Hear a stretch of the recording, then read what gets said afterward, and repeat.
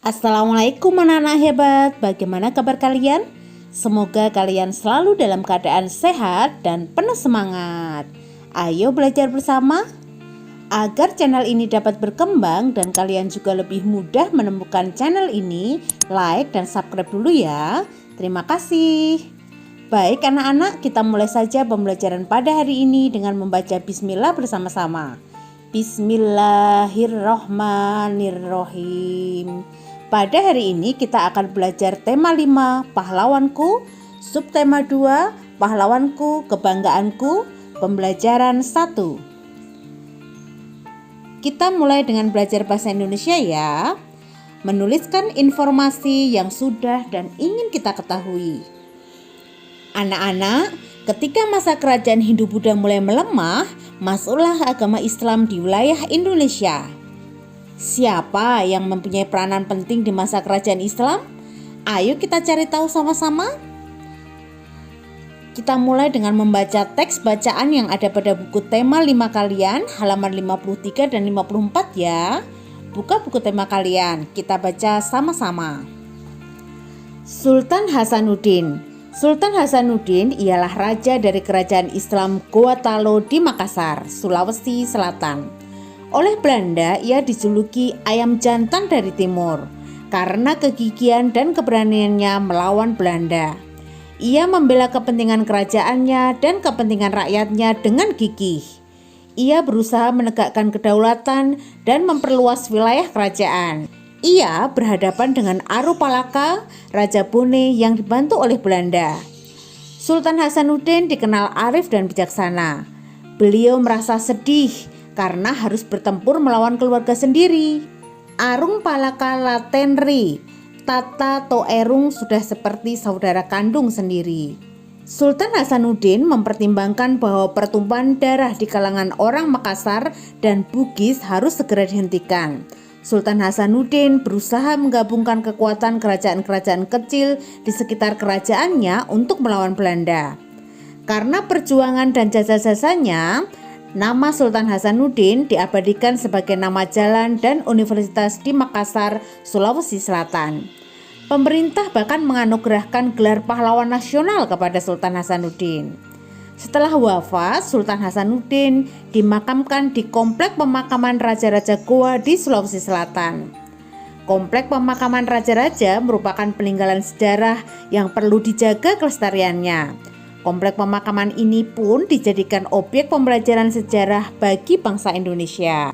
Nah, setelah kita membaca teks yang berjudul Sultan Hasanuddin, kita bisa menuliskan informasi yang sudah kita ketahui dan informasi yang belum kita ketahui ya. Ayo kita gali sama-sama informasi yang kita dapatkan dari teks dan informasi yang ingin kita ketahui. Dari teks tadi kita mendapatkan informasi tentang Sultan Hasanuddin. Nah, informasi yang sudah kita ketahui dari teks bacaan Sultan Hasanuddin kita tuliskan di antaranya. Yang pertama, Sultan Hasanuddin berasal dari Makassar. Yang kedua, Sultan Hasanuddin adalah raja kerajaan Gorontalo. Yang ketiga, Sultan Hasanuddin dijuluki ayam jantan dari timur. Yang keempat, Sultan Hasanuddin berani melawan penjajah Belanda. Nah, selain informasi yang bisa kita ketahui dari teks bacaan Sultan Hasanuddin tadi, kita juga bisa menuliskan informasi yang ingin kita ketahui lebih lanjut dari Sultan Hasanuddin ya. Seperti apa itu?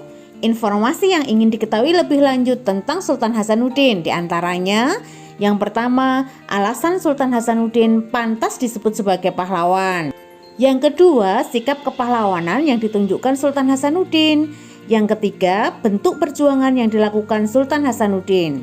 Yang keempat, bentuk pengabdian kepada Sultan Hasanuddin. Dan yang kelima, makam Sultan Hasanuddin. Nah anak-anak, tadi kita sudah menuliskan informasi yang dapat kita ketahui dari teks dan informasi yang ingin kita ketahui tentang Sultan Hasanuddin di luar dari teks tadi. Nah, kita bisa mencari informasi dari berbagai sumber ya untuk menjawab keingintahuan kita. Setelah mendapatkan informasi tambahan, kita bisa menuliskan secara lengkap. Saat menuliskan informasi, kita harus memperhatikan beberapa hal ya. Ayo kita perhatikan sama-sama bagaimana cara menuliskan informasi dari teks bacaan. Hal-hal yang perlu kita perhatikan saat menulis informasi. Yang pertama, kita harus menyebutkan fakta-fakta yang ditemukan. Yang kedua, kita menyampaikan informasi secara runtut. Yang ketiga, kita harus menyampaikan ejaan yang digunakan dengan huruf yang benar. Yang keempat, kita menuliskan informasi secara lengkap. Ayo kita perhatikan sama-sama contoh informasi yang telah dituliskan secara lengkap berikut ini. Yang pertama, Sultan Hasanuddin adalah Raja Kerajaan Gorontalo, Sulawesi Selatan. Yang kedua, Sultan Hasanuddin lahir di Makassar pada tanggal 12 Januari 1631. Yang ketiga, Sultan Hasanuddin memiliki sifat gigih dan berani. Yang keempat, Sultan Hasanuddin berani melawan penjajah Belanda karena tidak ingin penjajah Belanda menguasai kerajaan Goa. Yang kelima, Sultan Hasanuddin mendapat julukan ayam jantan dari timur karena keberaniannya. Yang keenam, Sultan Hasanuddin menegakkan kedaulatan demi membela kerajaan dan rakyatnya. Yang ketujuh, Sultan Hasanuddin ini berusaha menggabungkan kekuatan kerajaan-kerajaan kecil di sekitar kerajaan Gorontalo untuk melawan penjajah. Yang kedelapan, Sultan Hasanuddin itu berjuang memperluas wilayah kerajaan dan mengusir Belanda dari Goa. Yang kesembilan, Sultan Hasanuddin wafat pada tanggal 12 Juni 1670 pada usia 39 tahun di Makassar. Yang ke-10, Sultan Hasanuddin dimakamkan di komplek pemakaman Raja-Raja Goa di Sulawesi Selatan. Yang ke-11, komplek pemakaman Sultan Hasanuddin dijadikan objek pembelajaran sejarah. Yang ke-12, Sultan Hasanuddin mendapatkan gelar pahlawan nasional berkat perjuangan dan jasa-jasanya. Yang terakhir, pemerintah mengabadikan nama Sultan Hasanuddin itu menjadi nama jalan dan universitas di Makassar. Hal ini dilakukan sebagai bentuk pengabdian kepada Sultan Hasanuddin. Itu tadi adalah informasi-informasi yang dituliskan secara runtut ya. Nah, sekarang kita akan belajar tentang kerajaan-kerajaan yang bercorak Islam di Indonesia. Anak-anak, tahukah kalian bahwa Sultan Hasanuddin itu merupakan pahlawan yang hidup pada masa kerajaan bercorak Islam? Kerajaan Islam itu muncul saat kekuatan kerajaan Sriwijaya maupun kerajaan Majapahit itu melemah. Ketika kerajaan-kerajaan ini melemah, maka kerajaan di bawah kekuasaan Sriwijaya ataupun Majapahit itu mulai melepaskan diri dan raja-rajanya mulai memeluk agama Islam. Ayo kita simak video tentang kerajaan-kerajaan Islam di Indonesia berikut ini. Menelusuri peninggalan kerajaan bercorak Islam di Indonesia. Halo, kali ini kita akan menelusuri peninggalan kerajaan bercorak Islam yang ada di Indonesia. Klik mulai ya. Agama Islam mulai menyebar pesat di Nusantara pada tahun 1200 Masehi. Kerajaan apa sajakah itu? Kerajaan Aceh. Kita akan mengenal kerajaan Islam berikutnya. Kerajaan ini bernama Kerajaan Aceh. Kerajaan Aceh berdiri pada abad ke-16 Masehi. Kerajaan ini terletak di tepi Sungai Malaka. Raja Aceh yang terkenal yaitu Sultan Iskandar Muda. Kerajaan Aceh meninggalkan peninggalan bersejarah yang menjadi bukti kerajaannya di masa lampau. Kerajaan Samudra Pasai. Teman, kita akan mengenal tentang Kerajaan Samudra Pasai. Samudra Pasai merupakan kerajaan Islam tertua di Indonesia. Kerajaan Samudra Pasai berdiri pada tahun 1267 Masehi dengan pusat pemerintahan di Lok Sumawe, Aceh. Kerajaan Samudra Pasai merupakan gabungan dari dua kerajaan, yaitu Kerajaan Samudra dan Kerajaan Pasai. Raja yang terkenal adalah Sultan Malik Al-Saleh. Kerajaan Banten. Mari kita mengenal Kerajaan Banten. Kerajaan Banten berdiri pada tahun 1526 Masehi. Kerajaan Banten terletak di Banten. Raja Banten yang terkenal adalah Sultan Ageng Tirtayasa. Kerajaan Banten meninggalkan bangunan bersejarah yang menjadi bukti kejayaan pada masa lalu. Kerajaan Mataram Islam. Teman, selanjutnya kita akan mengenal Kerajaan Mataram Islam. Kerajaan ini didirikan Ki Ageng Panembahan pada tahun 1578 Masehi dengan pusat kerajaan di Kota Gede, Yogyakarta. Raja Kerajaan Mataram Islam yang terkenal adalah Sultan Agung Hanyokrokusumo. Kerajaan Pajang. Kita juga akan mengenal Kerajaan Pajang. Kerajaan Pajang berdiri tahun 1568 Masehi. Kerajaan ini terletak di Surakarta, Jawa Tengah. Raja yang terkenal adalah Jakatingkir dengan gelar Sultan Hadiwijaya. Kerajaan Demak. Teman, mari kita mengenal Kerajaan Demak. Kerajaan Demak merupakan kerajaan Islam pertama di Pulau Jawa. Kerajaan ini berdiri pada abad ke-15 Masehi. Kerajaan Demak terletak di Demak, Jawa Tengah. Raja yang terkenal yaitu Raden Patah. Peninggalan Kerajaan Demak merupakan masjid yang masih bisa kita gunakan sampai saat ini. Kerajaan Goa Talo, Makassar. Kerajaan yang akan kita pelajari kali ini yakni Kerajaan Goa Talo, Makassar. Kerajaan ini berdiri sekitar abad ke-16 Masehi. Letak Kerajaan Goa Talo di Somba Opu, Makassar. Kerajaan Goa Talo merupakan gabungan dua kerajaan, yakni Kerajaan Goa dan Talo. Rajanya yang terkenal yakni Sultan Hasanuddin. Kerajaan Ternate dan Tidore. Kerajaan yang akan kita pelajari kali ini yaitu Kerajaan Ternate dan Tidore. Kerajaan Ternate dan Tidore berdiri sekitar abad ke-15 Masehi. Kerajaan Ternate dan Tidore terletak di Maluku.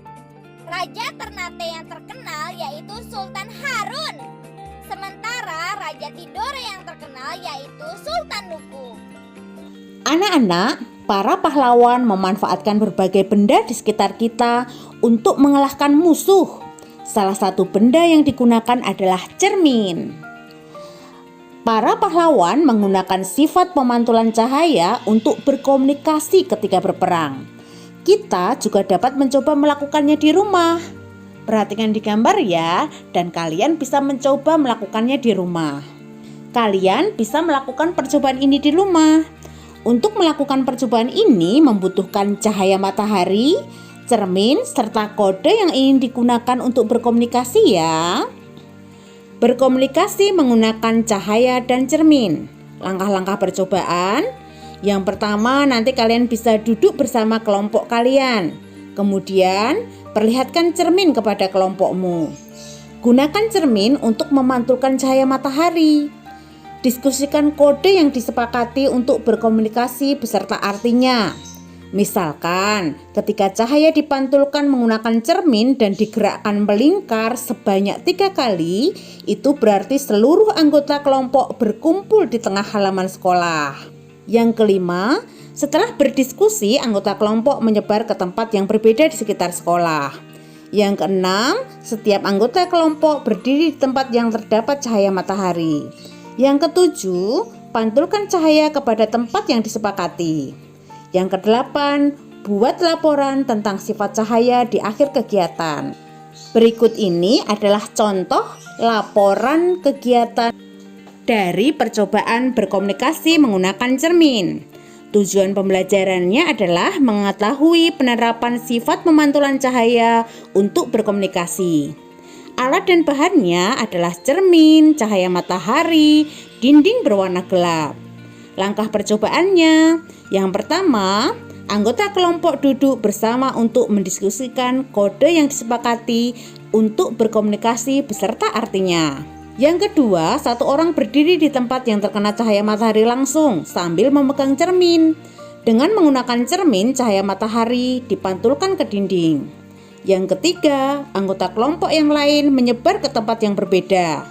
Yang keempat, anggota kelompok bergerak sesuai kode yang dibuat dengan pantulan cahaya matahari pada dinding. Yang kelima, mencatat hasil percobaan.